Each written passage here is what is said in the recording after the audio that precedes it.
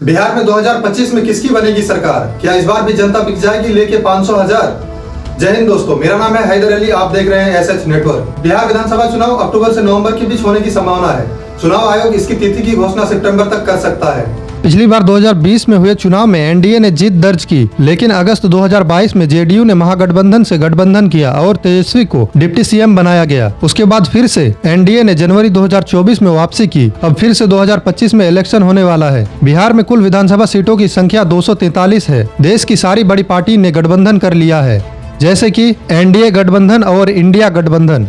NDA गठबंधन में वर्तमान में बिहार में एनडीए के मुख्य रूप से 5 पार्टियां शामिल हैं: भारतीय जनता पार्टी, जनता दल यूनाइटेड, लोक जनशक्ति पार्टी, हिंदुस्तानी आवाम पार्टी, राष्ट्रीय लोक मोर्चा। और इंडिया महागठबंधन में मुख्य रूप से आरजेडी, एनआईसी कांग्रेस, भारतीय कम्युनिस्ट पार्टी, विकसित इंसान पार्टी, झारखंड मुक्ति मोर्चा भी इस महागठबंधन में शामिल है। और 2 बड़ी पार्टियां जो इस बार बिहार में गेम चेंजर साबित हो सकती है: AIMIM जो कि ओवैसी की पार्टी है, लगभग 80 से 100 सीटों में चुनाव लड़ने की तैयारी चल रही है। और एक बड़ी पार्टी जनस्वराज जो प्रशांत किशोर की पार्टी है, जो इस बार बिहार की सारी विधानसभा सीटों यानी कि 243 सीटों में अपना चुनाव लड़ेगी। लेकिन आप शायद वोटिंग नहीं कर पाएंगे, क्योंकि चुनाव से पहले एक विशेष ग्रामीण स्तरीय बदलाव, स्पेशल इनिशिएटिव रिवीजन, जिसे SIR प्रक्रिया भी कहा जाता है, यह प्रक्रिया शुरू हो गई है। और आधार और वोटर आईडी कार्ड को मान्यता देने के मुद्दे पर विवाद हुआ है। जिनका भी नाम वोटर लिस्ट में है, अगर आपका जन्म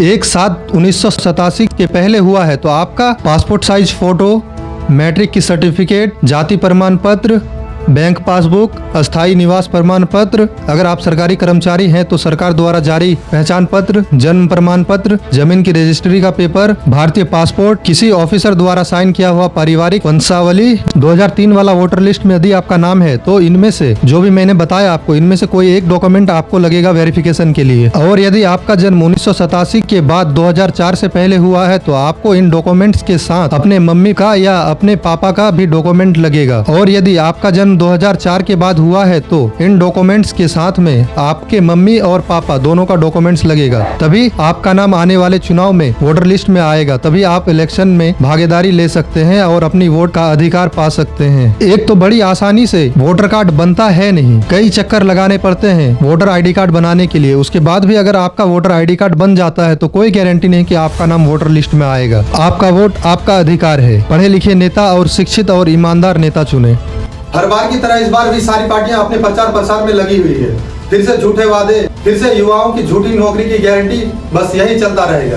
इसलिए पढ़े लिखे और शिक्षित और ईमानदार नेता चुने। आपका वोट आपका अधिकार। जय हिंद, जय भारत।